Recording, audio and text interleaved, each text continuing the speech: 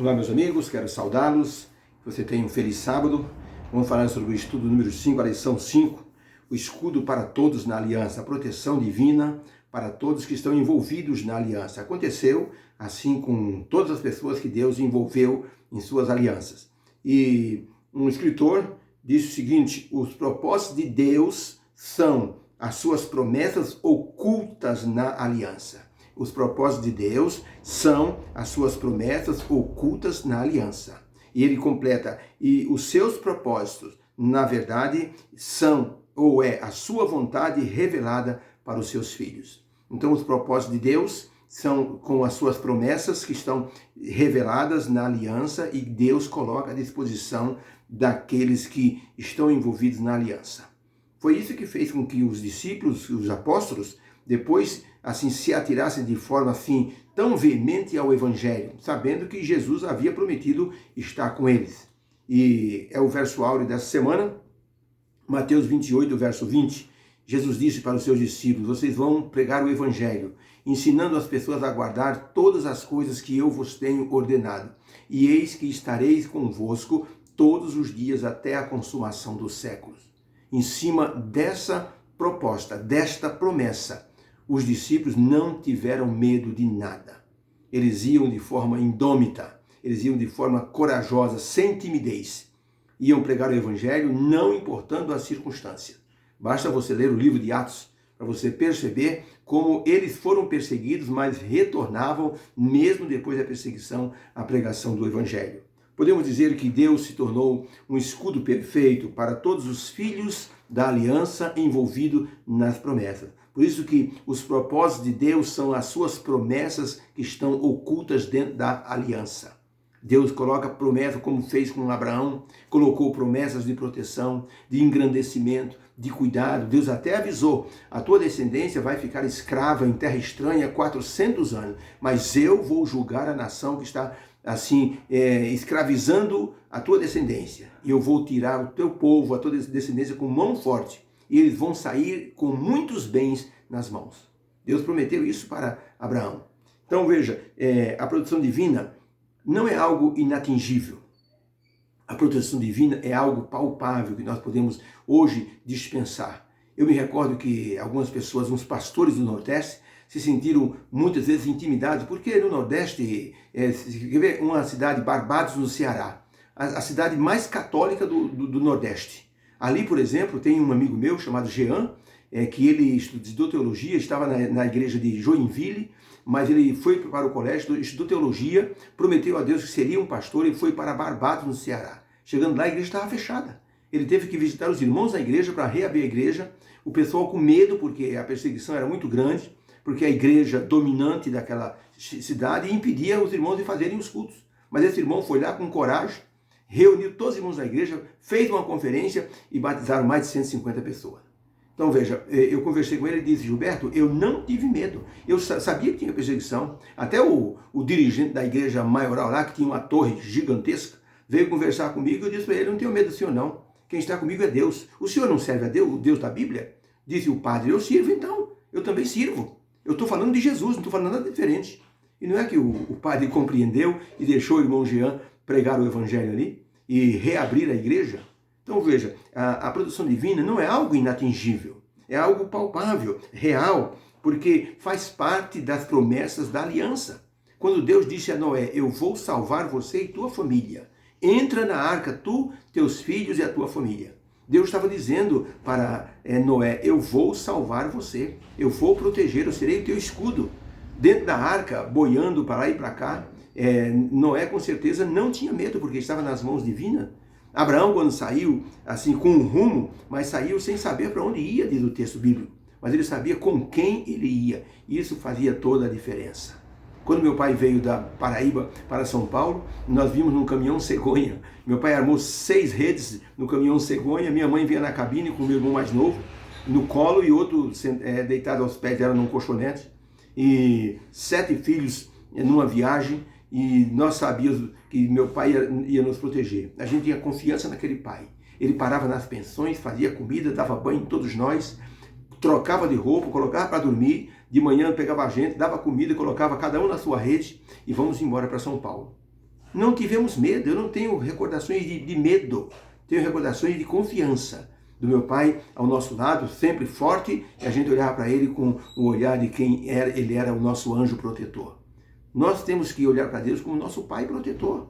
Ele é realmente a grande força, o escudo para aqueles que estão debaixo da aliança. Jesus Cristo fez uma aliança com todas as pessoas na cruz do Calvário. Esta aliança é para a salvação de todos. E quando você diz, eu aceito Jesus como meu Salvador, entrou na aliança. E nessa aliança, Deus vai ser o escudo para que você então tenha a bênção da proteção. Deus disse, inclusive, chegou a dizer a Abraão, olha, você e seus descendentes serão protegidos pela aliança. Vão ser escravos, mas vão ser libertos. E Deus prometeu e Deus cumpriu. E que odisseia que foi a saída do povo do Egito e aquele caminho pelo deserto. Mesmo o povo sendo rebelde, uma viagem que era para fazer em 40 dias, fizeram em 40 anos. Porque eles foram rebeldes, e mesmo assim Deus cuidava dele, e Deus colocou líderes, dirigentes de Moisés, Josué, para que ele pudesse levar o povo até a terra de Canaã. Deus disse, eu prometi, eu vou cumprir. Enquanto o povo não chegou dentro da terra de Canaã, não estava cumprida a promessa. Quando o povo transportou o Jordão, quando atravessaram o Jordão, aí então Deus disse, pronto, essa é a terra que eu prometi, dar como herança aos seus pais e aos seus descendentes. E Deus protegeu, e quantas promessas foram assim feitas por Deus, e Deus protegeu os seus filhos de todos os inimigos, porque as pessoas que estavam ao redor, os amorreus, por exemplo, os amalequitas, por exemplo, não deixaram o povo passar pelo meio da cidade, que era um caminho fácil.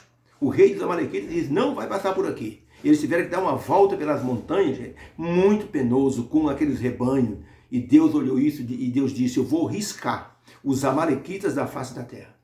E quando foi lá no rei Saul, Deus disse para Saul, Saul, você vai pegar Agag, o rei dos amalequitas, você vai acabar com todos eles. Deus deu a ordem.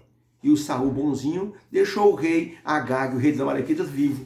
Samuel, o profeta Samuel, quando chegou, ele não gostou disso. E Samuel disse para o rei Saul, Deus riscou você do reino, porque você desobedeceu a ordem do Senhor. Mas eu fiz um sacrifício. Foi aí que Samuel disse, obedecer é melhor do que sacrificar.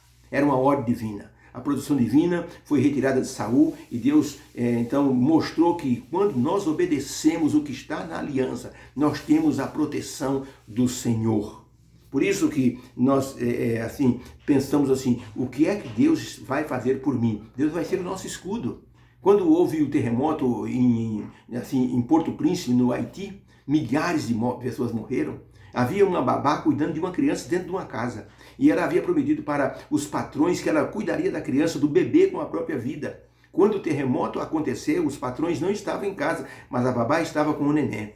A terra tremeu e a babá então pegou a criança no colo, correu no berço, pegou a criança no colo, ia saindo da casa e aquilo tudo mexendo e as paredes começaram a cair. Quando ela estava quase saindo, o teto desabou em cima da cabeça dela, bateu nas costas dela, ela caiu prostrada, mas sempre com o neném no colo, ficou desacordada alguns segundos e de repente ela recobrou os sentidos, se arrastou por entre os escombros e saiu então para fora com o neném ileso. Foi reconhecida como uma heroína. E ela disse, eu disse para meus patrões que eu ia proteger a criança. E o fiz mesmo que custasse a minha vida. Foi levada depois a um hospital porque teve muitas escoriações, a batida do teto nas costas provocou uma grande lesão e ela teve que ficar hospitalizada alguns dias, mas foi reconhecida como uma heroína. Protegeu com o seu corpo a criança como se fosse um escudo. Deus é o nosso escudo. Ele fará o impossível para nos proteger se estivermos obedientes a Ele na aliança. Lembre-se dos fundamentos da aliança. Deus disse, eu juro pelo meu nome que eu vou cumprir a aliança. Eu quero apenas que vocês obedeçam os meus preceitos e os meus mandamentos. E em função disso, Jesus Cristo vai cumprir a parte final da aliança. Deus prometeu e Deus cumprirá. Ellen White, no livro Patriarcas e Profetas, na página 657, ela diz o seguinte, todo fracasso por parte dos filhos de Deus é devido à sua falta de fé. Todo fracasso que os filhos de Deus têm é por causa da sua falta de fé. Quantas sombras rodeiam a alma quando precisamos de luz e guia para o nosso caminho. Como precisamos dessa luz para que possamos olhar para cima? Nós precisamos olhar para cima, onde há luz além das trevas. Se estamos sem fé, nosso olhar é só para baixo. A promessa do Senhor é certa. As montanhas se desviarão, os outeiros tremerão, mas a minha bondade não se desviará de ti, e o conserto da minha paz não mudará. Isso está em Isaías 54, verso 10. Lembre-se disso. Nós temos fracassos em nossa vida espiritual por falta de fé. Nós duvidamos muito da proteção divina. É logicamente que nós não devemos nos expor. Quando o diabo levou Jesus até em cima daquele pináculo do templo e disse assim: atira-te daqui para baixo, porque está escrito: aos teus anjos dará ordem a teu respeito para que te guardem. E então Jesus disse: está escrito, não tentarás o Senhor teu Deus. A gente não pode tentar Deus nos colocando em situações de risco quando podemos evitar. Muitas vezes nós não temos bênçãos de proteção porque não estamos cumprindo aquilo que Deus pediu. Um pastor missionário foi fazer uma pregação num vilarejo e precisava voltar para a missão. Mas já estava escurecendo. Ele ficou preocupado, mas como tinha que terminar aqueles estudos e colher algumas decisões, ele ficou até perto do anoitecer. Pegou então ali o caminho, o trilho, para voltar para a missão. Começou a chover, e então o céu se tornou muito negro e ele acabou se perdendo no meio daqueles cruzamentos dentro da mata. Ele disse: e agora, como é que eu vou fazer para voltar para a missão? Eu estou completamente perdido. Andou alguns momentos até que ele se viu perto de uma aldeia. Chegando perto da aldeia, bateu palma. Um senhor de barbas brancas, que era o chefe daquele vilarejo, saiu e disse: pois não? E aquele missionário disse: sabe o que é? Eu estou querendo chegar na missão adventista e eu não sei como chegar, eu me perdi no meio dos atalhos. O senhor poderia me dar uma indicação? Aquele velho disse: dar uma indicação para o senhor? Eu vou levar o senhor até lá. E o missionário disse que aquele velho homem de barbas brancas pegou as rédeas do animal.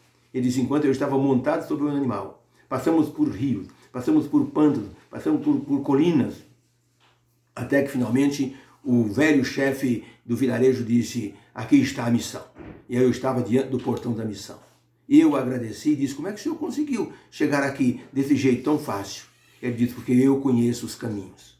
Despediu-se e foi embora. Esse missionário nos mandou uma mensagem dizendo: por que devemos temer andar na terra do nosso Deus, se Ele é que conhece todos os caminhos? Entreguemos em suas mãos e Ele colocará as bênçãos de proteção que nós vamos precisar no caminho desta vida até chegarmos ao céu. Enquanto estamos vivendo nessa terra, passamos por muitas situações inadequadas, circunstâncias, violência, medo, afastamento dos nossos amigos, mas precisamos confiar mais em Deus. A lição dessa semana vai falar sobre o escudo, sobre os filhos da aliança. Jesus disse: eu estarei convosco todos os dias, até a consumação do século. Que essa seja uma verdade para o nosso coração nessa semana e durante toda a nossa vida cristã. Deus abençoe, tenha um feliz sábado e vamos então nessa jornada da lição número 5 dessa semana. Deus abençoe. Amém.